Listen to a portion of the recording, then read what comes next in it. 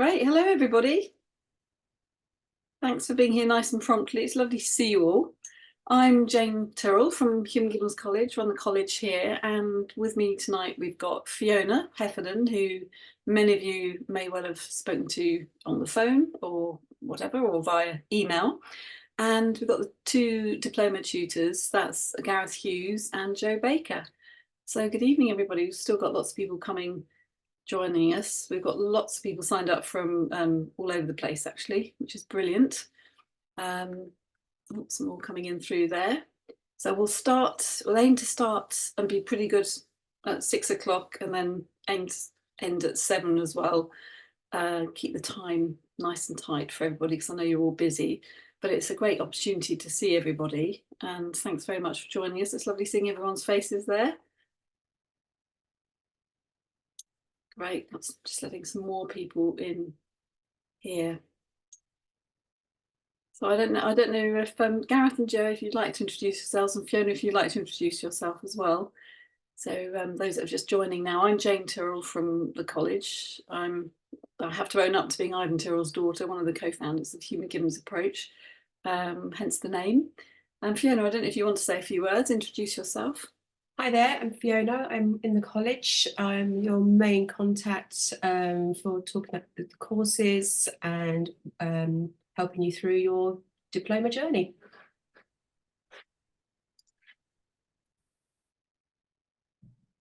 Great. Joe, Gareth, I don't know if one of you would like to say hi as well. Yeah, I don't mind going next. So good evening, everyone. It's fantastic to see quite so many people joining us this evening, and hopefully it'll be an interesting evening. I'm Gareth Hughes. I'm the Education Director for the Human Givens College.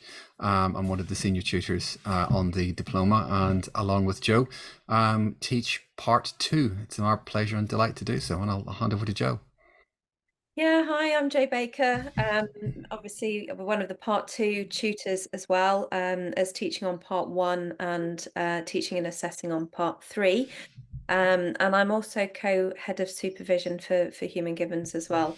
And as you'll hear as the evening goes on, teaching part 2 is one of the most joyful things that Gareth and I do. In all the varied work that we do. It really is brilliant. So it's so good to see so many people here, considering taking that journey with us. Great. How are you doing tonight for time? It's a couple of minutes past 6. So as we've only got an hour tonight, I think it would be great to get going if we can, so we can cover as much ground as we can and answer as many of your questions. So I shall hand over first to you, Joe, is it first?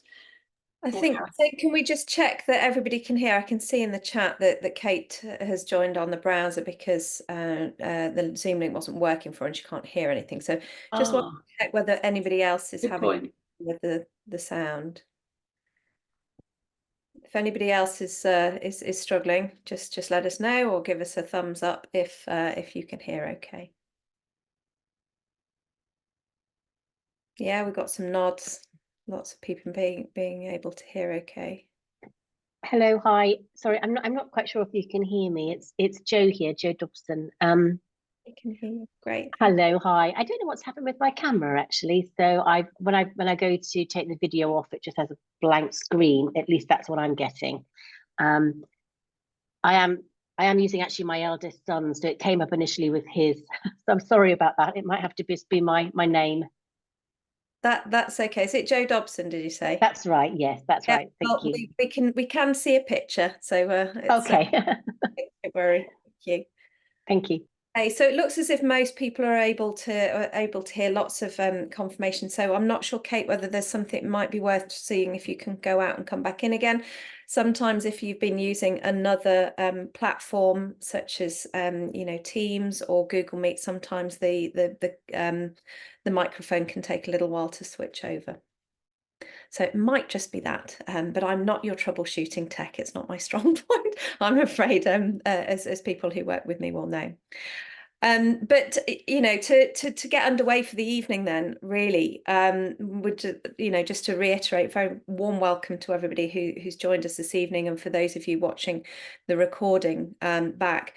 Mine and Gareth's journey through HG started back in around 2009. And we made our way through the part ones whilst working in different environments, and then ended up coincidentally doing part two together. And it was an incredible experience, in such a week, well, the 2 weeks separated by the time in between, absolutely saturated with learning, and the energy that we picked up from the collective learning experience was amazing. And then, you know, our careers wove an interesting path that was quite entwined, and we found ourselves back here teaching this together in 2020. And I think, you know, people often ask us how we ended up doing what we're doing now, and it was purely by accident, really. We both came from different backgrounds, not therapeutic backgrounds at all, although I did, prior to doing Human Givens training, I did train as a person-centered counsellor, but I'd come from an accountancy background. So we see so many people from so many different backgrounds coming through this journey, whether it's through, you know, career change or perhaps wanting to do something alongside what they're already doing. And so I think the wonderful thing is when you embark on something like this is you just have no idea where it's going to take you, and it opens up so many opportunities for everybody as well. Yeah, I absolutely agree with that. And I think, you know, lots of things probably changed for both of us in doing the part two and in doing the Human Givens Diploma. My background wasn't anything to do with psychotherapy or psychology or anything like that. This was a complete change of direction for me way back then when we finished that in 2011. But as Joe said, it had changed things dramatically for both of us. I'm a psychotherapist, but I've built a whole career now working in higher education, in research, and in particularly focusing on student mental health and mental health within universities. I was led me to work in helping to develop the University Mental Health Charter in the UK, and you know, all kinds of things that I never would have anticipated, including coming back to have the joy, as Joe said, of teaching on the part two. So thank you all for being with us this evening. We will take you through a number of slides, but we're going to give you lots of opportunity to ask us questions. We have got some questions from people given to us in the run up to this as you were booking. Obviously, there were some questions that you shared. We'll manage to address some of those today, hopefully as well.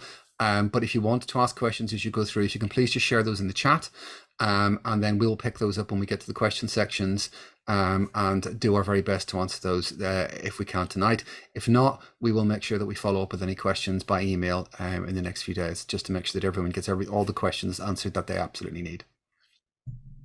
And just a little brief bit of housekeeping. If you can keep your mic on mute, and unless you're asking a question, it just helps with any background noise and feedback as well. Be appreciated. Thank you. Okay, so the point of this evening really is to help to give you primarily really a little bit more detail about what's involved in part two, but I'm very aware that there are some people who've joined this evening who haven't yet started their Human Givens journey. So welcome to you too. And we'll be able to take you through some of what that diploma journey looks like, from taking the first steps into doing the first part one course that you might like to do, to deciding whether or not this is something that you want to, you know, take the next step onto part two. But we're really going to look in a little bit more detail of what's actually involved in the second part of the diploma, to help you to decide really whether or not it's something that you're ready to proceed with at the moment. We'll look as well at the kind of things that you can expect to gain from doing those weeks of diploma work with us, and where that can take you, either within your existing roles or whether that's branching out into you know, career change as well. And as Gareth said, we've got the opportunity there to answer any questions that you have as we go along. And it can be quite daunting, I think, at this point. If you've come through part one and you're thinking, gosh, you know, am I ready to take the next step? Sometimes people think that they're not ready. Perhaps they feel that they've not had chance to embed some of the learning. Perhaps you're working, as I was, you know, in accountancy. So you've not got the opportunity to practice some of those skills. That's absolutely not a problem at all. The way that we structure the teaching is it's a very scaffolded process. So we'll be teaching the elements on part one, and all of that will build in layers right the way through part two, right the way through any preparation if you choose to go on to do the practitioner's qualification as well. So I think, you know, just being open to the fact that everybody's journey is individual and unique, and that you all come to this place with a different level of preparedness, and that's absolutely okay. That's our responsibility to make sure that everybody gets the learning that they need on part 2. So if we start then thinking about the Human Givens Diploma itself, and part 2 is the kind of a key kind of hinge point in that diploma. So this is training essentially into guiding you towards becoming a psychotherapist, a Human Givens psychotherapist. So it's worth probably just taking a moment or two, because we've got some people on the call who haven't done any of our courses at all at the moment, just to reflect on what is different about Human Givens therapy and what it is specifically that you're going to be trained in. So the Human Givens idea and approach, particularly to thinking about mental health, is a little bit different from what you might find in some of the other counselling modalities more generally. This is an idea that kind of it built from about 25 or so years ago, and a number of people, Joe Griffin, Ivan Tyrrell, and a few other people who were around at that time, such as Denise Wynn and Pat Williams, were kind of thinking about why was it that there's such a model in terms of what is it that causes mental illness and what is it that helps.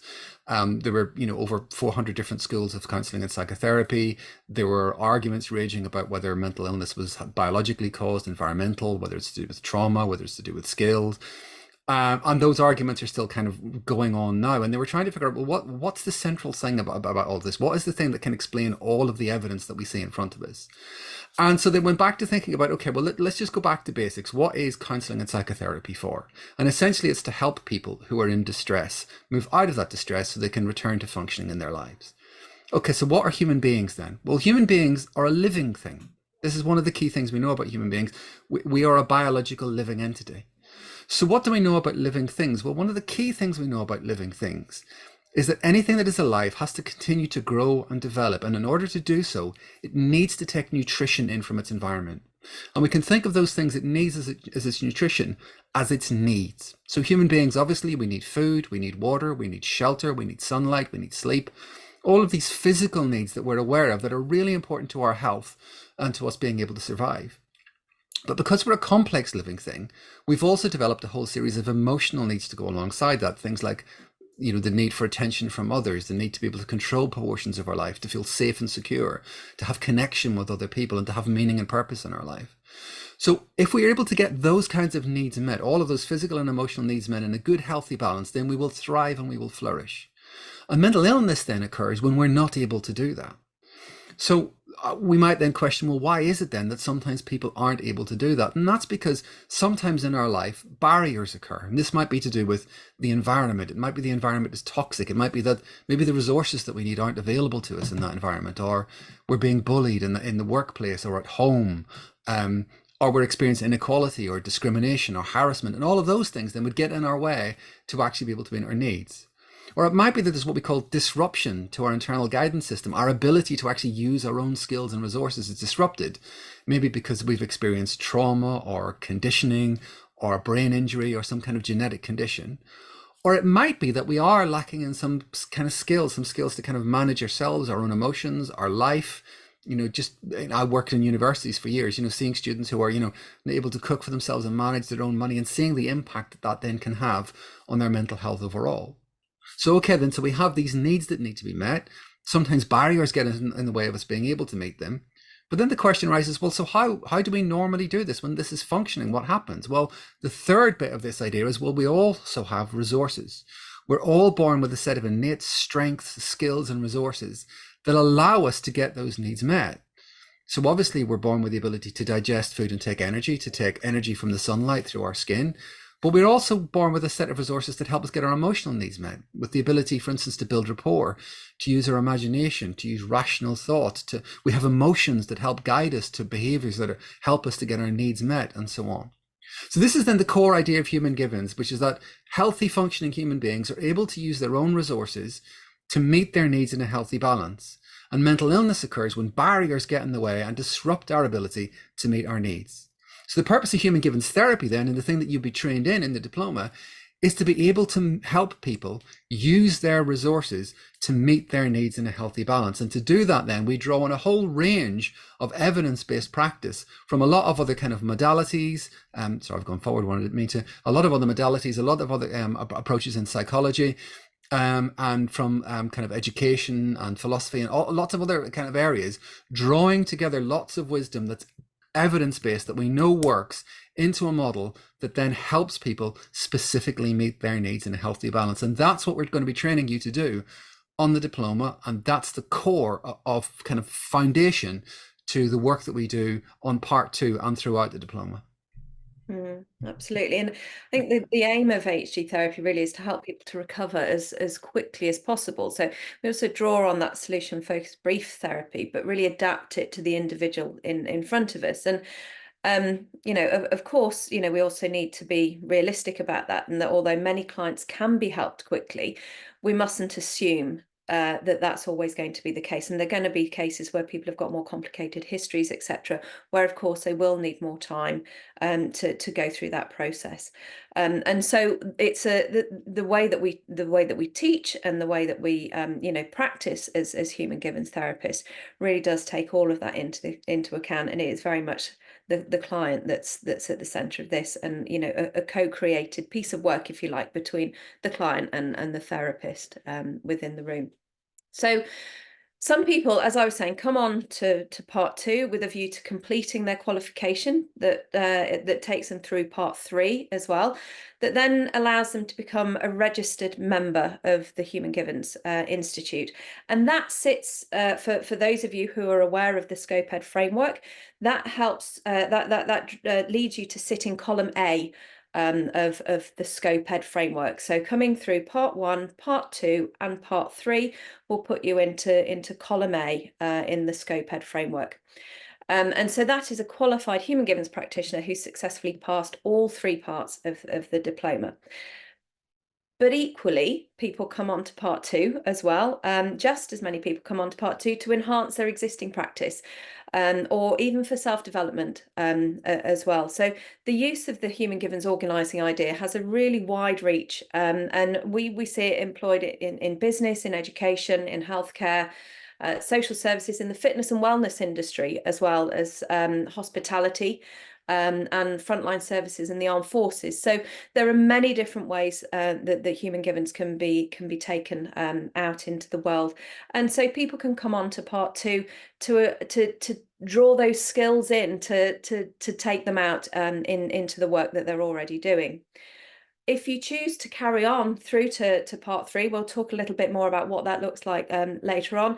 Then there are processes to go through to get to part 3, and then there's plenty of opportunity beyond part 3 to be able to work through some CPD to work towards column B of the SCOPED framework, and then column C if that's appropriate for the individual as well. So just in terms of then what you're kind of what you might gain from, particularly from coming on the diploma, but also particularly to come on the part 2.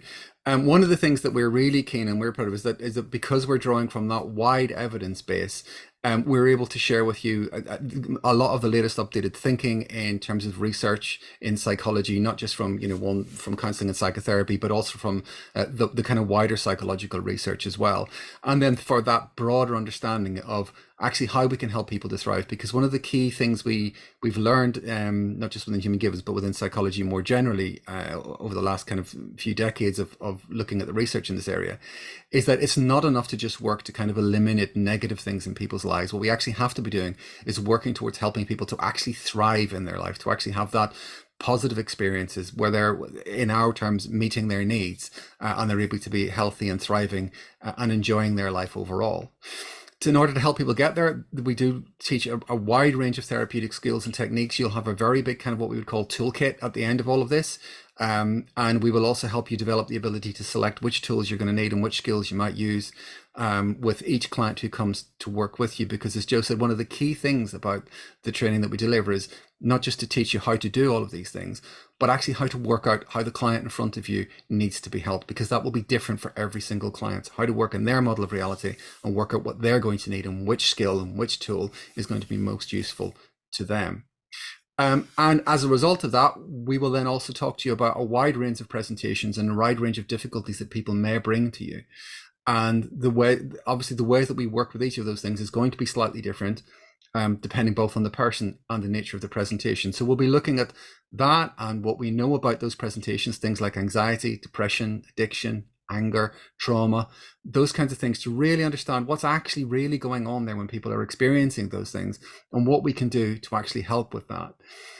And through all of that, we'll also be working on your language skills. And any of you who've been on the language days with me will know that this is a really important part of the way in which we do therapy, which is to make sure that the language, which is a large part of the skill that we're using in therapy, is actually helping people to change the way that they think, to change the way that they feel, and to unlock their resources so that they're able to make those changes in their own life overall. I would say lots of people do also find that coming through the part 2 does mean that they develop lots of personal insights in themselves. I think it does equip you, as I would, that to manage your own mental health much better and think about your own life and how you're meeting your own needs.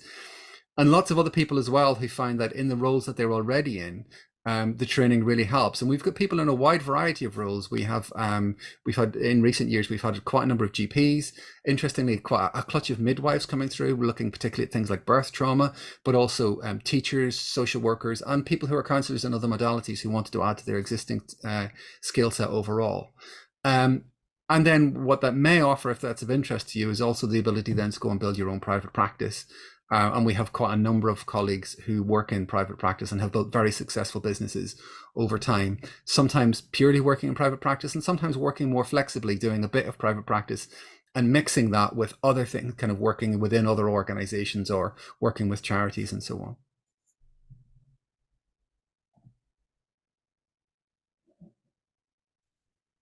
So in terms of what the diploma journey looks like, the starting point is part 1. And as I was saying earlier, we really scaffold and layer the way that we teach. So everything that we teach you on part 1 is a preparation for what you are going to be doing and learning and practicing on part 2. So it starts with 8 online courses and 9 in-person courses as well. There's also a reading list, and within the you don't need to have read everything on the reading list, by the way. These are things that we've compiled over many years of reading, but there will be some things that we do prompt you to read before coming on to part 2. But with your part 1 courses, you'll get comprehensive booklets that will have space for you to take notes in as well. With the online courses, they're things that you can revisit and have a look at as well. And of course, on the in-person workshops, there's a lot of space for discussion and the feedback that goes with that, and also, of course, the skills practice.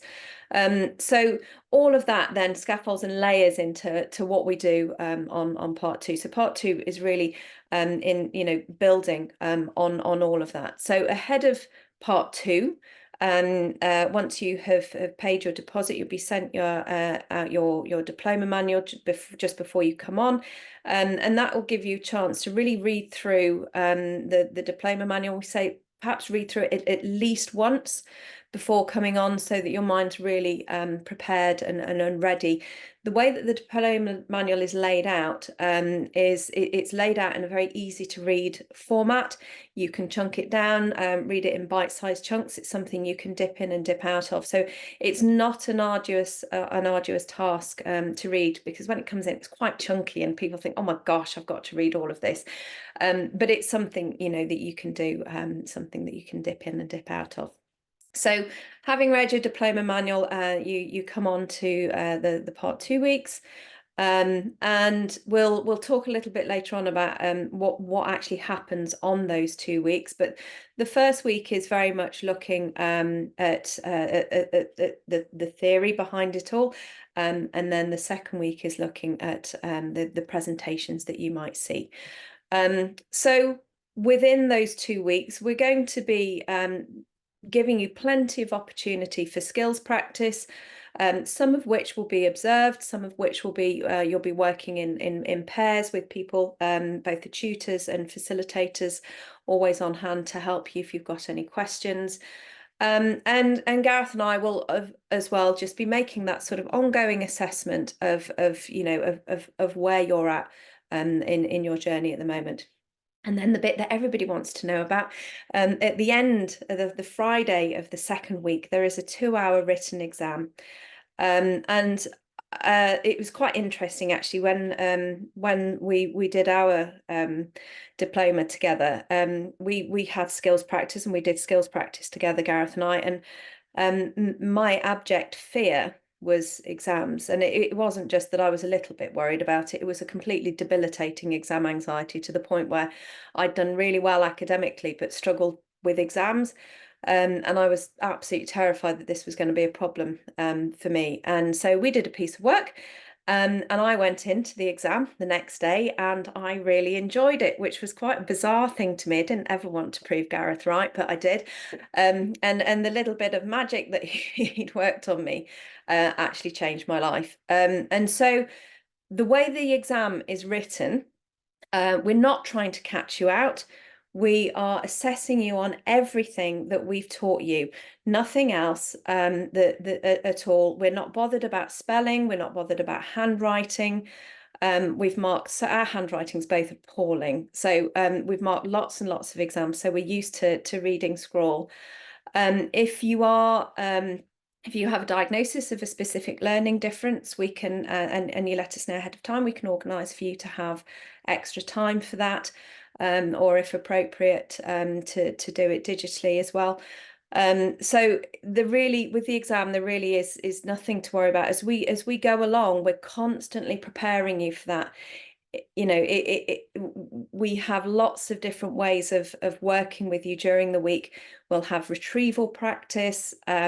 You'll be working in groups, and by the time you get to the second Friday, and the way the questions are phrased, there's little hints in terms of the marks available. It really is quite simple, and it's an opportunity for you to demonstrate to us what you know. Many people find that they're finished before the time is up. Many people find that they just want to keep writing and writing and writing, and they use as much space and as much time as they possibly can.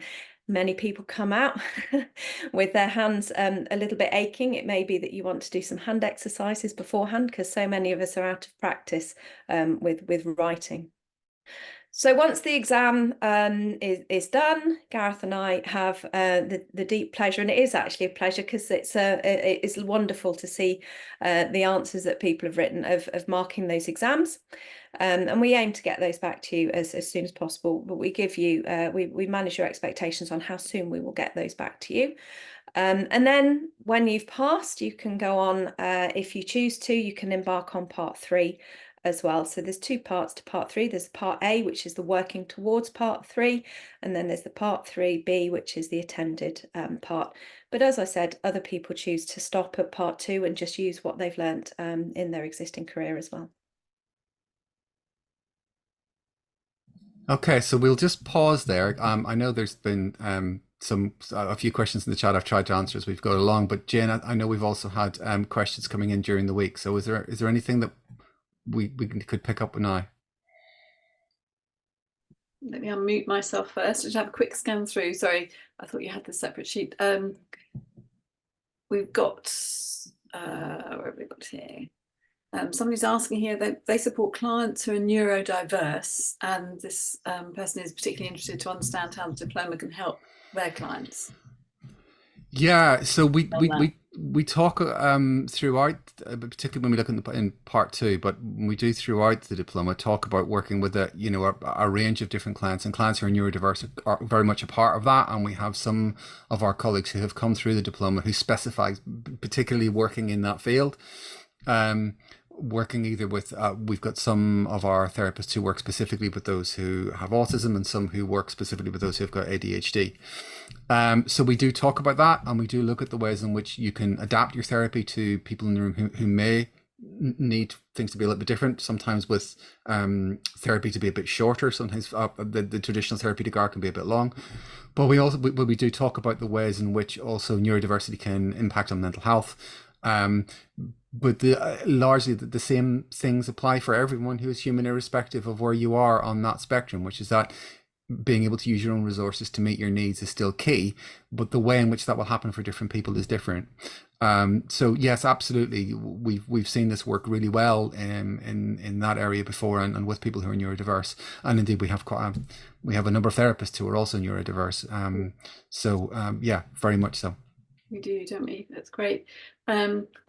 We've got Lorraine here is asking. She's saying she's completed all of part A. She's saying, but I think that means part 2. Apart from 2 workshops, can she carry on towards part 2 as soon as possible? And I think that's a resounding yes, isn't it, Fiona? They've just have a couple to do. That might be something where you liaise, Fiona, directly with Lorraine and just have a look at that and see what you need to do, Lorraine, to finish that off. But no, that'd be absolutely no problem. Somebody else is asking, is there an entry level for part 1 of this course? And no, there isn't. Basically, we always recommend to everybody, rather than you signing up for the whole diploma straight away, we recommend that you try ideally a couple of in-person workshops so you get to meet the tutors. But we've also got online courses that were filmed with Joe Griffin and Ivan Tyrrell, the co-founders of the HG approach. So taking one of those is a good idea to do it. So rather than signing up for the whole thing, take something that interests you and have a go and see if there are training approaches for you, is what I'd say. And a really good place to start, of course, as well, if you're thinking about, if you've not done any courses yet and it's something that you're just starting to think about, is actually starting with the language days. Yes, absolutely, Gareth. It's a 2-day, it's a really good foundational day, isn't it? The skills that you take, even if you don't do the diploma, those skills you can go off and apply really broadly, can't you, Gareth? So that's absolutely. And I would also just encourage people to say, look, we designed this specifically knowing that people are coming in, like I did, with not having a background in counselling and psychotherapy, and coming to this completely fresh and completely new. And it's built in such a way as to to help people wherever you're coming in from, whether you're really experienced or whether you're completely brand new, that you'll be gaining learning from everything that all of the events that you attend, all of the workshops that you attend. But we will build and make sure that everyone gets to the level that they need to get to. But do come in and check it out, that it's ready for you. That's one of the advantages of the way in which we do this, is it gives you an opportunity to make sure it is right for you before you commit to it. So please do that. Yeah, absolutely. We've got I think it's Lessa there's talking about the exam again.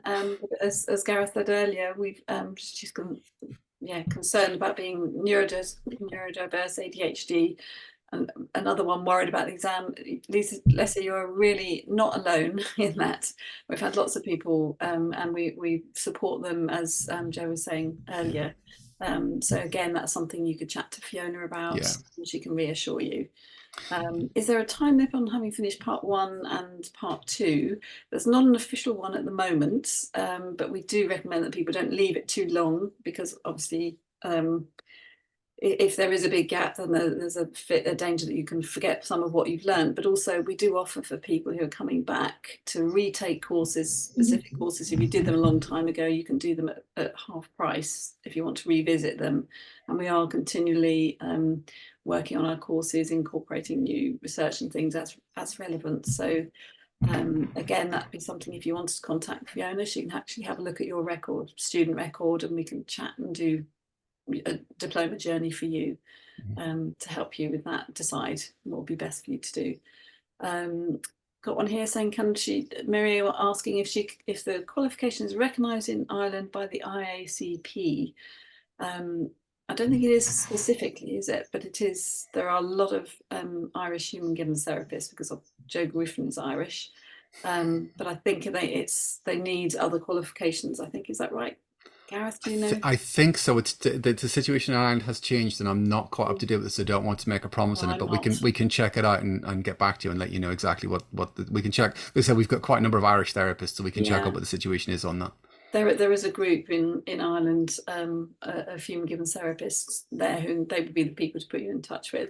Yeah, there's a number of groups actually, and a number of supervisors based over in Ireland as well. So we can talk to our colleagues at Dublin Human Givens about that and get back to you.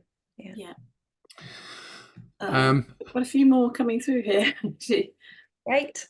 In person is actually physically in the same place. Yes, physically in the same place. The onlines are either some pre-recorded ones or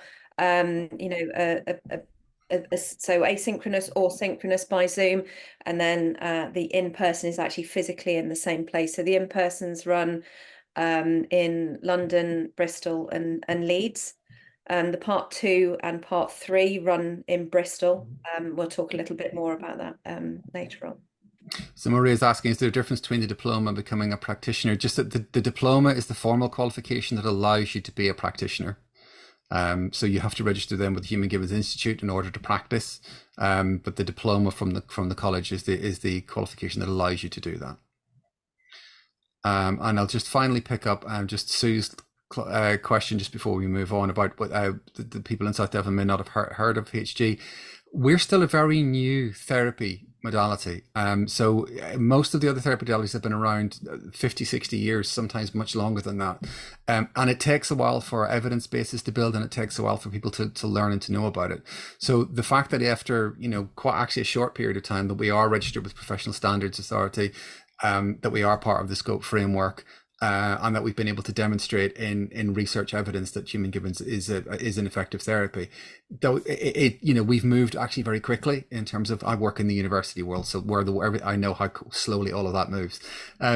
So we've actually done really well to move as quickly as we have, but it will mean that not everyone has heard of it. It is still a relatively new therapy, but it is growing, and more people are coming online, and actually.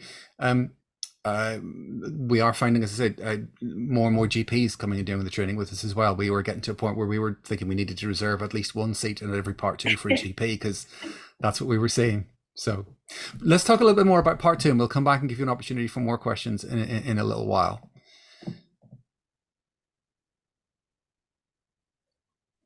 Okay, so as I was saying, part 2 and part 3 happen in at the beautiful Engineers House in Clifton in Bristol.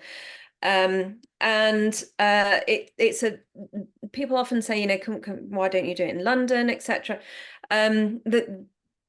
The venue lends itself so well to the residential space. The fact that Clifton is a village essentially.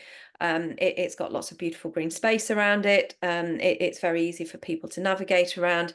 And also, I mean, the cost of running it in London is considerably higher, eye-wateringly higher. And it just overall, the venue, the location in Bristol just really works. And we did ours in Bristol in a slightly different venue, but still in Clifton. And certainly out to the places that we teach, it certainly lends itself very, very well to the residential part of what we're doing. Okay. So if we talk a little bit about the diploma itself then, so as Jenna said, the diploma is designed, we use a very scaffolded structure. So through part 1, and through the kind of workshops and courses and the reading list, we'll introduce you to the building blocks of the knowledge and the skills that you're going to need. So that will build in kind of separate blocks. So we'll do the day on depression, you'll do the day on anxiety, you'll come and do the language days, you'll do the days on using rewind and treating trauma and phobia. And all of that builds across those separate days. What happens then in part 2 is that we start to take all of that knowledge that you now have, and then we work with it and we deepen it, and we deepen your understanding of how to work with it and how to use it. We add some new things, as you would expect, and we help you to develop your practice, particularly in putting all of those things into practice. And particularly what we're doing across the course of the part 2 is we are making it all a little bit more complicated by putting a real person in front of all of these techniques, because in theory it all sounds very simple and very straightforward, but of course when you're working with real human beings, there are always complexities. There's always things that's a little bit more nuanced, a little bit different, stuff that you wouldn't have expected, which is why on that course our favorite phrase usually is, it depends. What's the right thing to do in this circumstance? Well, it depends. It's going to depend on what your client brings, who they are, because we have to work very much with that client. And so what we'll be doing over the course of that part 2 experience is really developing your ability to really think about the client in front of you. Who are they? Where do they come from? How do they see the world? How do they think about themselves in the world? And how do you then fit that together with all of the tools and the techniques and the knowledge and the awareness that you're developing, so that you can, as Joe said, co-create that really good solution, that really good outcome for them, so that they're able to meet their needs in a healthier balance.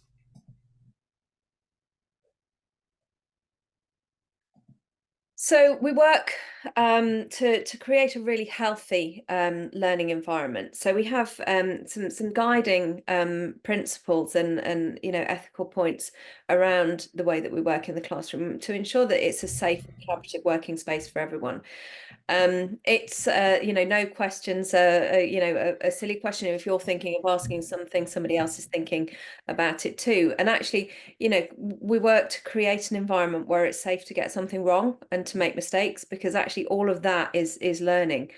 And so we have some principles around that to really guide that space. And the first one of those is about being kind. So based on kindness, and that's a kindness to yourself and a kindness to the others in your cohort as well. Bearing in mind that everybody comes with from different backgrounds, different stories that have brought them to where they are, and different experiences, and all of those are equally valid. And actually, or sharing all of that in itself is all learning. And so if you don't necessarily agree with somebody with their point of view, having the kindness to listen to their model of reality as well. Model of reality is something you'll hear us talk about quite a lot. And showing respect for the process of the learning and for the experience of everybody else and of what they bring.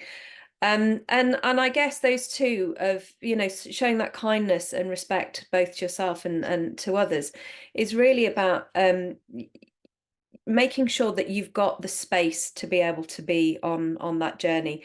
It's an intensive week of learning. And so if you're trying to, perhaps manage something else at the same time, maybe it's best to perhaps, have a discussion with us about whether or not this is the best time for you to do that. I know people have asked before, would it be okay if, I see clients in the evening? Really, there's not really the space to be able to do that. The capacity to be able to do that, it just isn't there. You need to be kind to yourself and respect yourself and others in terms of what you allow yourself to do on those 2 weeks as well. And a real focus on learning too. It's not about us expecting you to know all the things. You're there to learn and there to make mistakes and to admit that we don't know. I mean, Gareth and I learn every single time we teach this. We learn from the people that are on the course, and I think that's why it's such an interesting and a wonderful thing to be able to teach, really, because everybody brings something different to it, and certainly watching the growth of people on the course is amazing, but our own growth and development through teaching it and through the constant interaction with and meeting new people all the time is a huge part of the joy of it as well. So just in terms of how part 2 is actually structured then, so there are 2 weeks to part 2.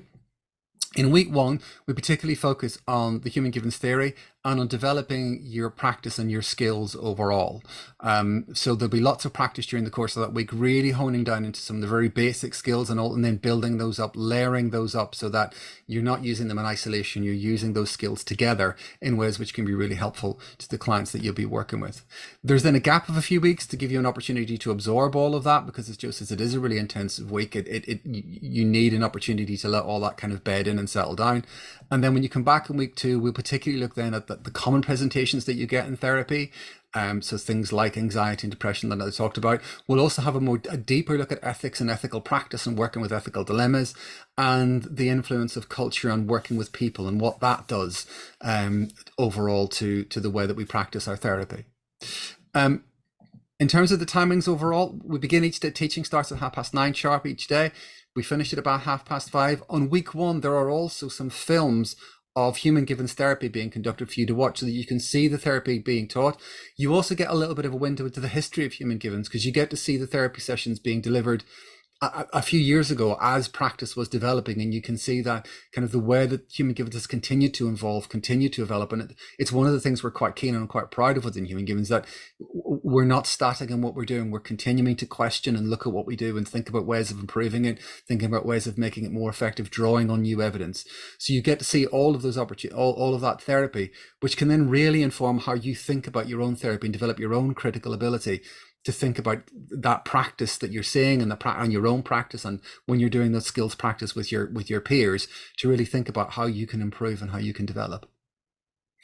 We do make sure you get plenty of opportunities to take breaks, and we will insist on you taking those breaks. If we see you still trying to work during it, we will nudge you along, because as Joe was saying earlier, we want you to be kind to yourself and to look after all that, and because that way you'll create more capacity to actually take in the learning that you're going to need over the course of those 2 weeks. We will look after you through those 2 weeks. We will have 2 facilitators in the room to help with all of that as well. But it is our responsibility to make sure that we're going at a pace that works for everyone, that you're able to absorb all of that, that you're taking all of it in. And if there's bits that don't go in, which is completely normal, because we're covering a lot of ground, we can go back over it and back over it and back over it if we need to. We have the space to do that. It's deliberately structured to allow us to do that. So don't worry if stuff doesn't stick straight away the first time. If you need a few goes at it, that's just a normal part of the learning process. We will all get stuck on different things, and our job is to pick up and help you when that happens, and to then just go back over it. And maybe we need to just reteach it in a slightly different way so that you pick up on it and get it the next time around. But that's what we will work on, and that's our responsibility overall. So trust us to take care of all of that. Yeah, and we really don't mind how many times we say something or how many different ways we have to say something, because actually if it's helping one person, it's probably helping more than one person for us to be able to do that. So the things involved in the 2 weeks, plenty of space for discussion, and of sharing examples either from people's own lives or from their professional lives as well. You'll see demonstrations, both, as Gareth said, you'll see the recorded sessions in the evenings, but you'll also see some demonstrations of certain techniques throughout the 2 weeks as well, and plenty of space for you to be able to practice the different techniques in a very safe environment, supported by the tutors and also by the 2 facilitators that are there as well. Time for you to reflect on your own experiences and your learning, and again, that's something that we'll really encourage you to do over the 2 weeks, is to reflect on your experiences each day, and to really help to consolidate anything that you might want to come and ask, and to embed. Each morning we'll engage in something called retrieval practice, where we'll revisit learning from the previous day, and also scaffold into the learning of the day to come as well. And it's really during the retrieval practice that it really helps, Gareth and I, to see perhaps where there are some gaps, perhaps where the little areas that some people might be finding a little bit more tricky than others. And so it's not there to catch you out. We actually know that it's a really, really solid way of helping people to revise as well. And so that's an integral part of your revision and of preparing you for that the test, the quiz on the Friday of week 2. There's a lot of opportunity both to hear and to tell stories as well. Stories have such a hugely powerful effect on people. For those of you who've done the Stories Day already, you'll understand that we're natural storytellers. We're wired for story, and the use of story in therapy is so powerful as well. So there's plenty of opportunity to tell and to hear some stories that you've perhaps not heard before, that you might want to add into your into your library of stories that you can tell in therapeutically. You'll be able to watch and analyze some real therapy sessions that have taken place as well. And again, space for discussion on that. And again, there's that's not that analysis is not there to catch people out. There are many different ways to do a therapy session, and just because you see a film of somebody doing a therapy in one way doesn't mean that it couldn't have been done well in a different way. And then of course we have the 2-hour quiz on the Friday as well. That you will be well prepared for, and throughout the week you can ask us questions, and there'll be plenty of space as well to alleviate any nerves around that. So in terms of the experience overall, as Joe and I could say, our experience of doing part 2 way back when was kind of life-changing, really. But I think for us, one of the reasons it's such a joy to teach is, and it's such a nice experience for us, is because I think our students also have a really good experience of it as well. And we quite often get feedback from students about what that's done to help develop their knowledge and their understanding and the skills that they have. And we try and make it as fun as we possibly can along the way as well. There's a lot of laughter in the training room. We try and, you know, recognize that enjoying it is an important part of your learning as well. So, you know, we try not to make it really like it is a really interesting 2 weeks. I think we cover a lot, and you'll be surprised just how much you cover when we go back and recap over all of it. So it is challenging and it is stretching, but in a way which is really good for you. And I think I would say generally people have a really good time on part 2, and we get some really nice feedback, which you'll see some of it on the screen at the moment. And I think that's really what, as I say, what makes it such a pleasure for Joe and I to teach, and it's such a fun experience. And part of me sometimes wishes that I hadn't already done part 2 and I could come back and do it again. But yeah, so let's just pause again just to pick up if there are any more questions that have come through. I'm aware time is marching on, but just in case there's anything else, Jane, that we need to pick up on at the moment.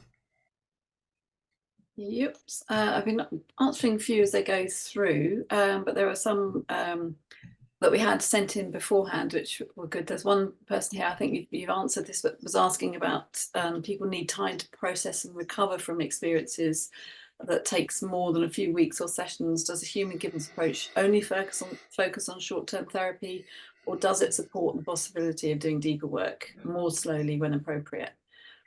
Yeah, we classify ourselves as a brief as possible therapy. So we try and do as few sessions as possible, but completely recognizing that sometimes people need a bit longer. Sometimes people do need more sessions just to be able to sometimes just work out what they've been through, to work out their own story, to understand what that is. Sometimes when working with people, you just being able to relax because of what they've experienced can take a while. It can take a while to build up that skill to just be able to relax, to enable us to do some of the other work that we might want to do. So absolutely, again, and this is it's about the client. It's about the model of reality of the client. With some clients, 1 or 2 sessions can be enough. And we see people making huge improvements really quickly, and then they're able to go out into their lives, because we don't want people in therapy if they don't need to be there. But for those who need longer, they need longer. And you know, we're just very pragmatic about that, and we try and make it as brief as we can so that people are out meeting their needs as quickly as possible, but completely recognizing that sometimes people just need a little bit longer. Absolutely. Yeah, sorry, echoing you. Absolutely, it's client focused, isn't it, all the time? And it all the time ensuring that the client isn't meeting their needs through us as therapists. And so our job really is to help the client to you know, mobilize their own resources to overcome the barriers to being able to meet their needs.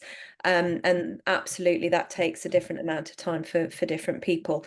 But we don't want to be part of meeting that need, because the client ultimately just wants to go and be able to live their life. And that can look different for different people. And that's something that we do talk about in quite a lot of detail on the course itself as well. Absolutely. I've got a question here that was sent in from Leslie. Am I too old? I won't give away their age that they've disclosed, but I know we also have inquiries like this coming into the office, people asking, are they too young? So I would say no, but I don't know if the two of you would like to comment on that. No, we're absolutely not. I mean, it was a really interesting article in the Guardian a few weeks ago about people starting doing new things in their 90s, which I think is fantastic. No, we've had people on part 2 and part 3 who are in their 70s. We've got therapists working, you know, late 70s, early 80s. You know, absolutely not. There's no reason why that wisdom that you bring wouldn't be really valuable in the classroom and couldn't lead to something more exciting if that's what you want to do. And you know, to start a new career in your 70s, or to start, you know, helping people in your 70s, why not? And likewise, we've got some really good young ones as well, haven't we? I know. Yeah. At the moment, yeah.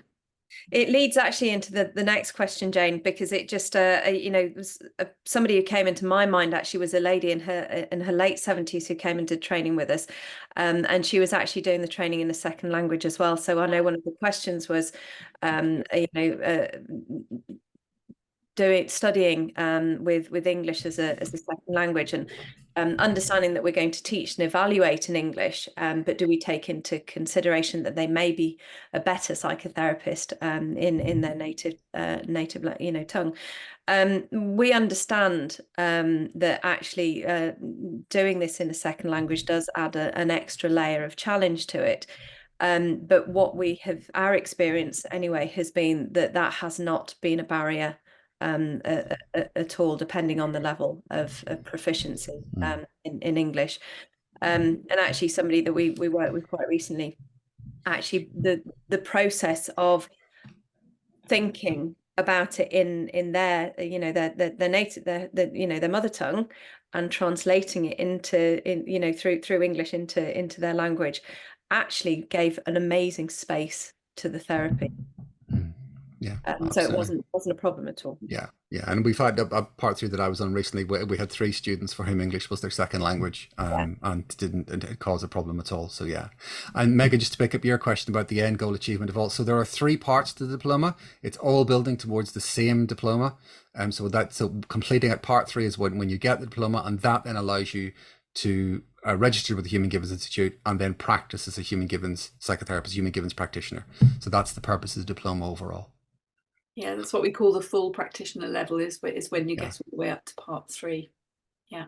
And that's what sits you in column A of the scoped framework. Yeah. So I know that the link to the scoped framework has been shared there, so you can read some more about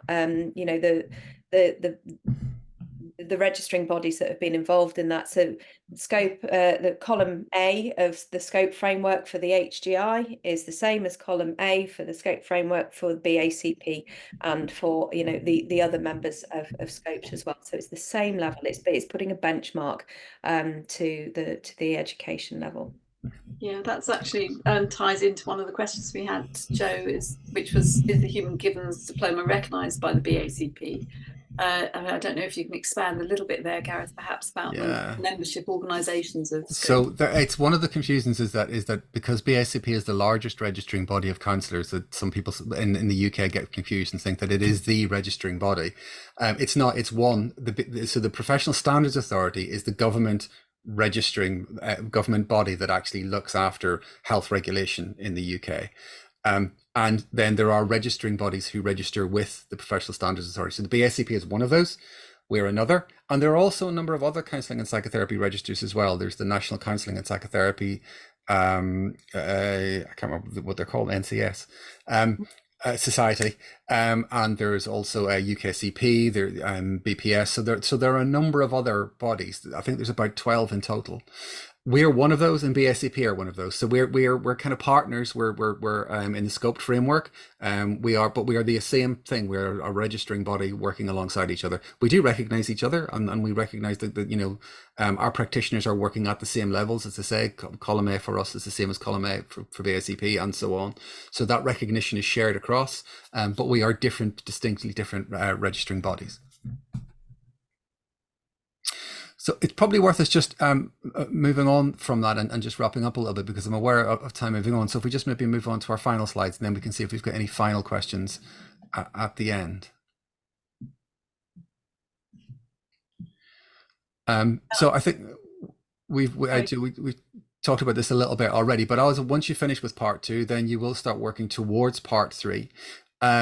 So you'll work with a supervisor. After part 2, then once you've passed that, you can work with a supervisor, and you can start to see clients who have got what we call mild to moderate symptoms. So really small stuff right at the beginning: mild to moderate depression, phobias, people who want to improve their performance, public speaking, anxiety, those kinds of things, to start developing and honing your skills overall. And you'll work closely with the supervisor, and they will help you then get ready for part 3.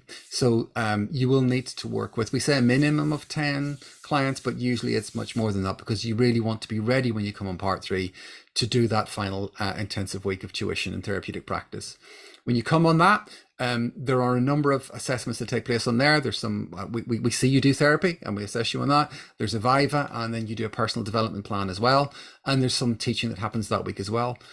When you pass all of those assessments, then you are complete with the diploma, and you can register with the HGI, and start working as a qualified therapist. So after part 2, that's when you can start actually beginning to work with mild to moderate symptoms, with clients with mild to moderate symptoms. We can talk to you as you move through your journey about how you go about doing that. And then you come on the part 3 week, and that's where the kind of the final assessments happen. And we'll, once you've passed through all of that, then you can go and register with the HDI, and you can start practicing and building your new career as a Human Givens practitioner and psychotherapist. And Jane, if you want to pick this bit up. Right, I was actually going to hand this over to Fiona, Fiona. so we can get to speak, because I've done a lot of talking. I think it'd be nice if you meet Fiona a little bit more here, as she is the person at the end of the phone usually. Hi there. So if you are when you're working through your part 1 and you definitely know you want to move on to part 2, even if you're not really sure when you're going to go, or the dates are not available and not up for next year, still do contact me and let me know, because it's just good for me to know where you are in your journey, and I can always help you more. So what you'll need to do is fill in your application form, and then pay your registration fee of £300. It's great to kind of get it in 6 months in advance. If you know that you want to work maybe towards the end of next year, there's no harm in getting it in then. I wouldn't expect you to pay the £300 registration fee just yet, but that it's just good to know. You don't need to wait until you finish all your part 1 courses. Again, you're working through it, you know it's definitely the path that you want to go down.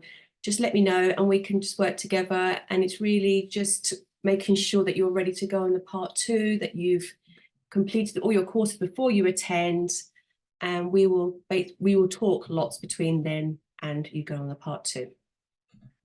Once you've paid the part 2 fully, I will then post out your part 2 manual, and I do like to get it out to you at least a month beforehand, so you've got plenty of time to read it, because it's quite big, but as Joe said, it's easy to read. And I kind of tell people it's their Bible, and you'll kind of carry it everywhere you go.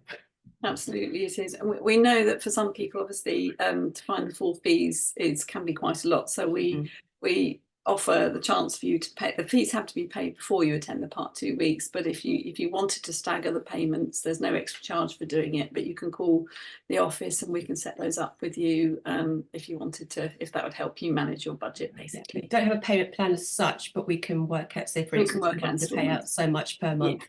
Yeah, we can manage that for you. It's really not a problem. Yeah, absolutely. And we do actually have some places left on the courses this year, haven't we? We've got May, June dates, depending on, some of you are quite a long way through, and I can see that some of you are very keen to get on to part 2. We've got some, as I say, some for the summer one in May, June, and also we've got an autumn one running, which is October, November. So if you're interested in that, do get in touch with Fiona and have a chat about it, see whether it's doable for you, how many courses you might need to finish off before that part 1 courses, and so forth. But as Fiona says, I mean, it's great for us to know, and it helps us plan as well for the number of dates, how many courses we need to run, so forth, if we know that you're working towards it. So it's always good, and we can offer you more support as well if you get in touch. Lovely. Thank you very much. So with that then, obviously this is what your diploma journey looks like. You can see this on the website. Do go on the website and have a look around and look at the different courses that are there. And if you haven't done one before, perhaps think about the language days as a good one to start with. But do try out some of the courses if you haven't already to see if this is right for you.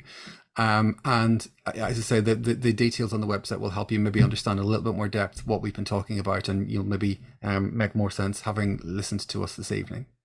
Yeah, absolutely. And if there are any questions once after today and you've looked online, you've looked at the diploma journey, just do get in touch with Fiona at the office, or email her at admin@humangivens.com, and we can chat about your own particular circumstances, what you're doing, what you want to achieve out of the diploma, and so forth. So we've got a couple more questions. Have we got time to squeeze a couple more in? We can squeeze a couple more in, I think. Yeah. There was one person here was concerned that they weren't seeing clients already. I think you touched on this earlier, but that they're not practicing while they're working through part 1. They're not actually, so they're starting, it's someone, sounds like it's somebody coming to us new. without a background in mental health. Yeah. So I don't know if you want to comment on that. Yeah, that's not a problem at all. And in fact, you know, if you've not got a background in mental health and it's not what you're doing, actually not rushing out and trying to use everything you've learned straight away is probably sensible until you've got a little bit more grounding to it. So don't worry about that. If you can find some of the opportunity to practice some of the skills, so, you know, practicing some of the language skills. We've also had people who have done things like they've practiced on their dog or their teddy bear. Actually, that's a pretty good way of building up your skill set and just getting used to hearing yourself saying those things, using the language skills, practicing the techniques before you actually start doing it with people. And, you know, so there are little bits and pieces that you can maybe do with people around you. You know, it never hurts to do a little guided imagery sometimes with people around you if they're up for that, but obviously not doing therapy with anyone that you know, because that would be a conflict of interest. But just thinking about ways in which you can practice the skills, that will help you. But don't worry if you're not in practice right now. We're not expecting that. That's what we're expecting to work you towards being ready to do after part 2. Absolutely. Got one other quick one here, which is this qualification enough to start working as a therapist? And then with a diploma, could you do a master's degree as a next step? So I think Gareth. So the diploma very definitely, the diploma very definitely qualifies you to be a psychotherapist. That's the diploma that Joe and I built our careers on. We got the diploma from Human Givens and we went out and started practicing as a psychotherapist. As I say, it's nationally recognised. So absolutely you can do that. In terms of going to building on a master's, because it's being taught by a college outside of the university system, at the moment it's not quite that at the moment. You wouldn't necessarily be able to leap from the diploma straight into a master's in that way. They may take it as recognition of prior learning, but you would have to have that conversation with the university. However, we are having conversations at the moment about having the diploma accredited at level 7, because that's where it's been accredited before. We stepped back from a previous arrangement and we've been rebuilding our curriculum ready to do that again, and we're now having those conversations. So watch this space, but it will probably take a little bit of time because, as I say, in the university world these things do. Yeah, that's great. I think there's I think that's probably it for now. There's one last one about not incorporating any outside practices, but yeah, saying as several practices that they really like doing.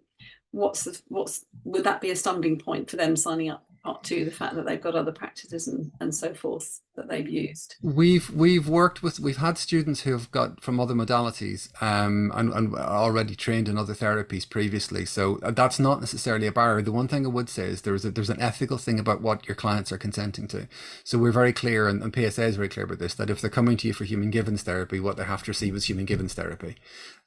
So that you're not mixing the things in that way. But we have people who come along and do part 2 who are, you know, maybe person-centered counselors, and they come and they do part 2 and then they integrate that into their person-centered practice, because there is a way of doing that. So yeah, we can have those conversations in more detail depending on what it is that you're bringing with you. And you may find that some of the practices you've got are things that we're teaching anyway, because as I say, we take evidence-based practice from other places anyway. Yeah, absolutely. I've got one last question here. I'll make this the last one. Maria's just put in the chats. She's wondering if there's any help in setting up a business and getting started in practice. And I know that there's a lot of support out there, but also Jennifer Broadley's Fantastic Day, which is really worth going on as well. So that's additional training, but there's also support on once you become a member of the HGI, there's information there. So I don't know, again, if either of you two have got anything to add to that one. Oh, you're on mute, Joe. We talk about it on part 2, and we also talk about it again on part 3, but you'll also be working really closely with your supervisor, who will be able to guide you on, you know, ways that you might be able to find clients. They'll be able to support you with paperwork and things like that. And then, of course, you know, Jennifer Broadley runs a day on, you know, building up your private practice. And that's an absolutely you know, invaluable day for people setting out on their own. So the answer is yes, there is support. And of course peer groups as well, and there's lots of support in peer groups around. Yes, I haven't really mentioned them. Yeah. Well, those are a really key part, aren't they? There's a lot of support once you've sort of gone through part 2. There are peer groups around the country. I think as well, Maria, it depends what you want to do, because sometimes people start out thinking they're going to work in one particular. I started out because my background was in business. I thought I was going to work with people in business, and I did that for a little while, and then rapidly changed my mind when I started working with Gareth in universities, and found that that was where my passion was. So you never know where it's going to take you, you know. So I did that alongside having some private practice work as well. So Great. Well, I think we have run out over time slightly by 8 minutes. So I'd like to thank both Gareth and Joe and Fiona very, very much for coming on, and all of you as well for coming and joining us, sitting through here at the beginning of your evenings. Hope it was helpful. Like we say, if there's anything else at all that you want to know, please just get in touch, either email admin@humangivens.com or phoning the office here on 01323 811 690. It is, yeah, 0. There's lots on the website to find out, but like we say, we always really love it if you get in touch and let us know what you're thinking of doing and ask us any questions at all. So just like to say thank you all very, very much for coming. Thanks a lot. hope to see some of you soon. Yes, Yeah, thank be you all. great. Thanks, Bye. everybody. Thanks. Bye. Bye bye.